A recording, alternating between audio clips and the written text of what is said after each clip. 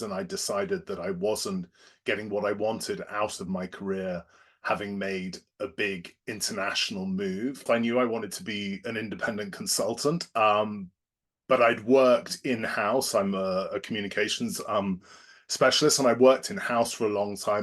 Even though I'd led teams, I was used to having peers around me, bosses that I could talk to, and suddenly I was on my own, and I just really didn't know how to put one foot in front of the other, and I lost a lot of confidence. I just needed somebody externally to help me find the resources within myself to do what I really wanted to do.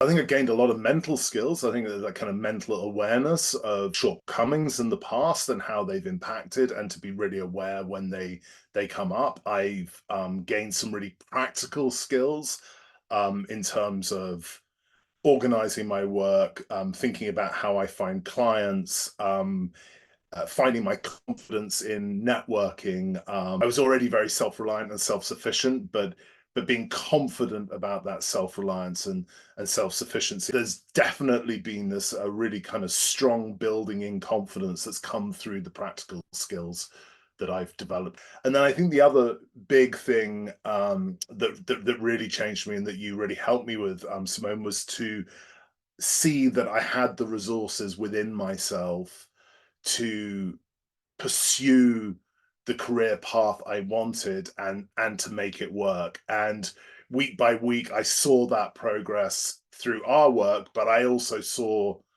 the rewards in my work as I began to develop a new business, and I found myself a really, well, one particularly exceptional client who was doing exactly the kind of work that I wanted to do, and I was able to do that work with her.